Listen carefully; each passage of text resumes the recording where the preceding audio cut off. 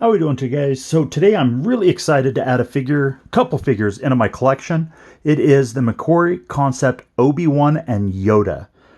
This is one of the few of the last of the figures that I need to do an opening on.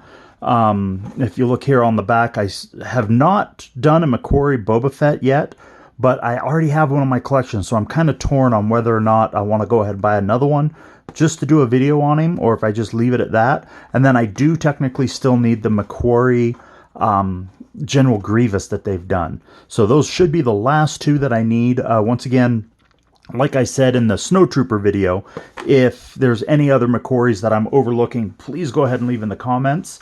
But this one here, I'm super excited to get added. I love the concept art there on the back, and it does have the collector's coin for the 30th anniversary.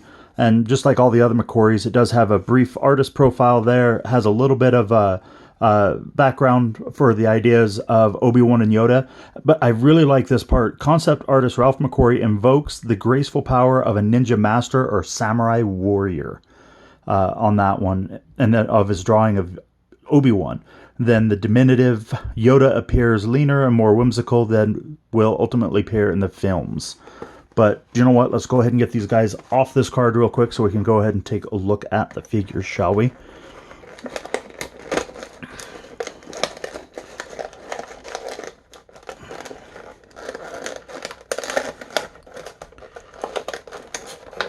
This Mcquarrie concept line, I've really enjoyed it.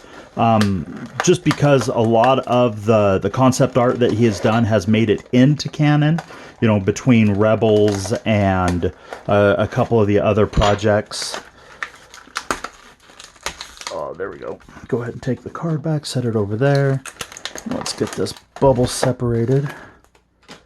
And here is the collector's coin, just like all the others. I'm going to have to look and see if this is in my collector's book or not that I have. Oh, and this one says Comic-Con International on the back. Instead of, you know, like episode 4 or anything like that. It's Comic-Con International. That is a good looking coin. Let's go ahead and first take out the Yoda here if we can. So Yoda does come with his walking stick that is a separate piece. His hand is molded specifically to hold that. He does have very Watto-esque style legs there. It looks nice and thin. And he does have for articulation just a standard T-crotch. No ankle articulation, but I feel for a character of this stature, he really doesn't need ankle articulation. He does have just a single ball joint head there. Is a little hindered at the dreadlocks that he has here, or braids that's supposed to be, maybe just hair.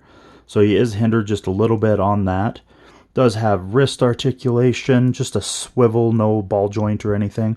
But he does have ball or jointed elbow and shoulders, as well as a waist swivel. Nothing jointed or anything like that. And then a soft good skirt, more or less. But that, I really like the looks of that Yoda. Even if you don't use him as Yoda in your collection, you could use him as another member of Yoda's unnamed race. Unless they've named it. I haven't caught on. As far as I know, it's still an unnamed race. If it has been named, please go ahead and leave a comment to let me know if, you know, it's something in The Mandalorian or something like that that they have finally given a name to. But as far as I know, it still goes as an unnamed race. And Obi-Wan is rubber banded in there on his lightsaber. So we're going to go ahead and try to cut that. We'll get his lightsaber out there first, and it is a single piece, so the hilt does not remove from the blade, which is going to be kind of weird here as soon as we look at the Obi-Wan here himself. Oh, come on. Okay, so he does have just a separate hilt that has been rubber banded to his waist and bent from the packaging. Let's see if we can't get that off of there. I thought maybe this was a second hilt that was supposed to be like the double samurai swords there. but it's not. It is actually just the hilt that's supposed to go into his lightsaber holder right here. But that is a little tight, so it doesn't quite want to fit in. There we go. There is the lightsaber in the lightsaber holster. The sheath, whatever you want to call it, right there on his belt. I'm a little disappointed in how warped that is. Oh wow, and look at that. It has two completely different colors. So these are two different lightsaber hilts. Even though they do have a little bit of similarity in the shape and design, they're two separate colors.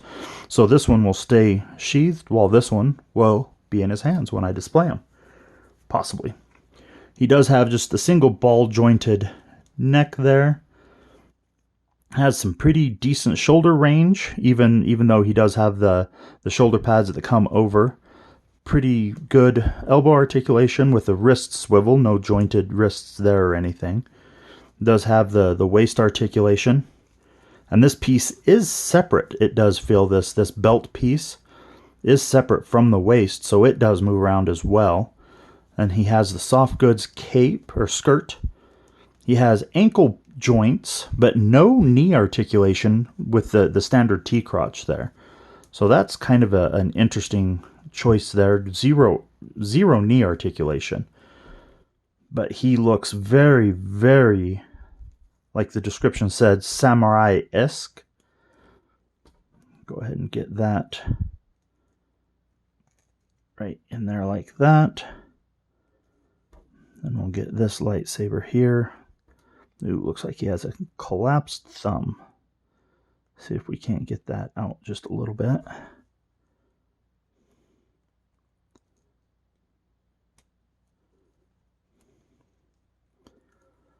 And there we go. There is the Mcquarrie concept, Obi-Wan, and Yoda.